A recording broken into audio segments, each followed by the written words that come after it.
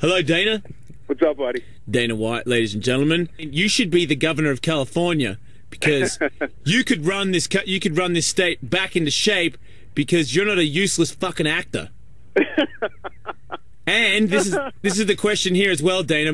My good friend Raw Dog over here, he thought that if you had a fight with Schwarzenegger at his prime, Dana White will beat the shit out of him. Isn't that true, Dana? Well, I think it's not very fair. Isn't Arnold like 60-something years old? No, he's saying if Schwarzenegger was 25. If Schwarzenegger was 25, yeah, I'd kick Arnold's ass. He would kick the shit out of him. Arnold's never fought before. He just lifted weights. Yeah, right. And lifting weights is for pussies. Dude, he's like a strong guy. Look at Brock Lesnar. He's got anything to do with fighting. It doesn't. It doesn't at all, except unless you're 40 pounds heavier than the person you're fighting and you're fucking cheating because you've got a dick tattooed on your chest. Sorry, that's just my little... You love to fuck with him, don't you? I did. Why is he so mean to everybody, Dana? He's mean, man. He is. He's a mean guy. I heard you yelled at him after the Bud Light thing. Yeah, I wasn't too thrilled about the Bud Light thing. You're a guy. I mean, you're in charge of the UFC. You're in charge of Vegas. You pretty much run the entire city. I know that you won't admit to it, but I'm pretty sure that you're in cahoots with some sort of Yakuza or mafia or something like that. Yeah. You've seen. You have me confused with another heavyweight. Really? There's another heavyweight that's in there with the mafia? Not in the United States, but in another country. Oh right, yes. Well, we're not gonna. I'm not going there. I'm just fucking. I'm just fucking with you. I'm not fucking with him. Exactly. I'm not even putting it in there. I've heard that. But have you ever seen people's fingers being chopped off? No, never. Allegedly, Dana. Never. Just between you and me. Never. Right. Trust me, we're as far from mafia as anybody could be. We're as far from the mafia as you are. Okay. Yeah, but I know you, so I'm not that far away. Do you still box? The last time I boxed was when I was getting ready for that Tito thing. And what, you were going to beat him, right? I was going to try to.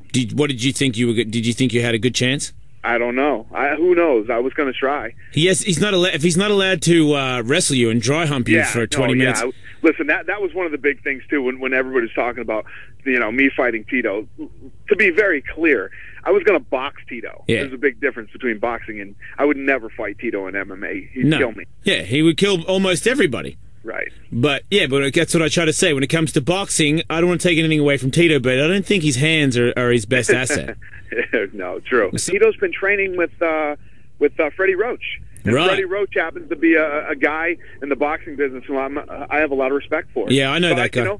I think that was a great idea for Tito to do that, and it's definitely going to help Tito's game. So you guys patched it up, huh? Yeah, we did. I think that's really cool. I don't think that I would be kind of sad to see him fight anywhere else. We're both over all the shit. It's stupid, and Tito's been in the UFC for a long time. Yep. He's got a lot of history there. If he's going to fight a few more fights and retire, whether it's a year from now, 2 years from now, it should be in the UFC, yep. And he should retire from the UFC. Seriously. Just because he and I act like a couple of fucking little kids, that shouldn't mean he can't fight in the UFC. Right, well said. Yeah, I look forward to seeing him fight. So what's going on with this 102? What's the deal? I spoke to Randy yesterday. I'm actually up here right now. I'm in Portland, Oregon right now, yeah. And I'm on the Nike campus. They're giving us a tour of the Nike campus, and Nike is interested in getting into MMA. So This place is insane. So they're going to start sponsoring fighters? I think so, and creating gear for guys to train in. And, so pretty cool. Couture versus Nogueira. It's going to be a great fight. Randy Couture, the king of dirty boxing. Nogueira is a good boxer. And then on the ground, Couture finishes fights on that top position, dropping elbows with his, gets his wrestling to get you there. And Nogueira, one of the best submission heavyweights of all time. So yeah. Stylistically, this is an incredible matchup. Yeah, and of course, Randy Couture no longer has his annoying wife with him anymore, so I think he's going to be way more focused. Because I feel if I'm married to somebody and I see her face get separated in the first 3 seconds of a fight, I just can't look at her the same way anymore. It's just embarrassing to the Couture name. That is so funny. She went down like a sack of potatoes, Dana. It was terrible. It was like she wasn't listening to him the whole fucking time. You know what I mean? I know. What about Gina Carano? Will you hire her, or will you shave Cyborg's head and get her to fight Vanderlei? Listen, I don't want to come off like you know, I'm smashing either fighters and all these guys that talk all this shit. Yeah. I've never watched another competitor's event. I actually watched that fight that night. And my take on it was entertaining. Yeah, I thought it was entertaining, exciting, but I saw how inexperienced they both were in that fight. Yeah. You know, and what I keep saying about women's MMA is that there's just not enough good girls in the division to create an entire division. And if those are the two best fighters in the world, you know, women's MMA has a lot of work to do. So I think the reason it was so exciting is because of the inexperience. Yeah. You know, there's no defense. There's no, you know, just two girls in there swinging at each other. Yeah, I do agree. It did look sloppy. I felt like they both looked like it was their first fight, and they were as nervous as all fuck. They were very nervous. I felt like they were almost gassed out in the first 30 seconds from the nerves. You're absolutely right. And it was an exciting fight. I liked it. I thought it was good, but it's mixed martial arts. And when you talk about a women's division, if those are the two best in the world, it's got a long way to go. Yeah, well, see, you might want to see. I've started my own fight organization called Ellis Mania. But what I do is I have women fight pathetic men. Yeah. Yeah, and that way it's still just as pathetic, but it's kind of cool. You should come down. You don't watch other fights. I forgot other organizations. It's okay. Yeah, I'll come watch yours, though. Right, just because you know mine's a shitty no-threat organization. Even though, really, I mean, come on. Is there any organization that can come close to your shit? Everybody's just fucking... There's most of these guys, it's not that I'm like, oh, there's competition. I'm not anti-competition. Most of these guys come out and talk a bunch of shit about our business. Yeah. And then, you know, say, oh, they don't do this right and they don't do that right, and this is why we're going to be bigger and why we're going to be better. Now you just started a fight with me. Now, you know, that's... And my problem with Strikeforce, I don't have a problem with Strikeforce. I'm not a big Showtime fan. I don't like the guys over at Showtime. I think they're dicks. And I think that, you know, the guys over there, they think they're better than they are.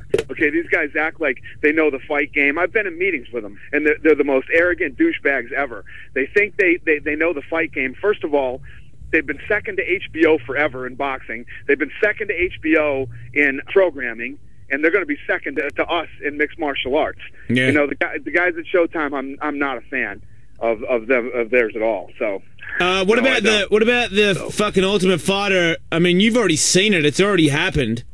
What the fuck's going on there? Like, I feel like the new season is like going to be the craziest season ever, right? It is. It's a great season. I'm really happy with it, and wait till you see what happens with Rashad and Rampage. These two want to fight each other so bad. This might be the biggest grudge match ever in UFC history. I feel like Rashad started that. Am I right? Like when they met each other in the octagon after. Yeah, that is definitely what started it. When's the first show?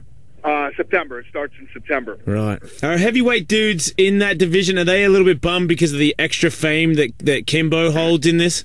He's going to have a tough life because he would know that they're all out to get him, right? That's a big deal that he's in it, you know, especially with all the shit that I talked about him. You talk shit? Oh, yeah, you did back in the day, huh? Yeah. But he did. But at the end of the day, when you talk shit on him back in the day, he couldn't fucking kick. He didn't have a ground game. Well, what I said was, you know, this guy can't fight. He's not a mixed martial artist, blah, blah, blah. And then people were saying, well, when are you getting him in the UFC? I said, he'll never get in the UFC. Yeah. The only way this guy would ever be in the UFC is if he went into the Ultimate Fighter and won it. And he took me up on the challenge, and I respect him for that, man.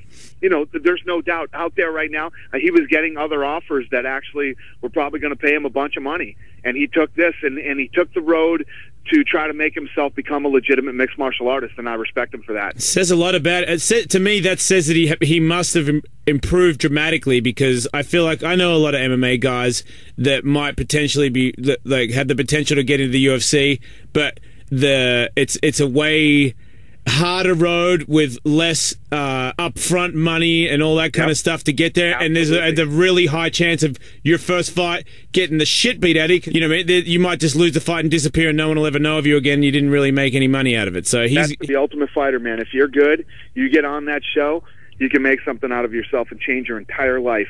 I would hate to be in a business dispute with you, man. I would seriously, if I was, I would totally have my hands duct taped together so you couldn't get a finger out, because I still reckon you chopped fingers off.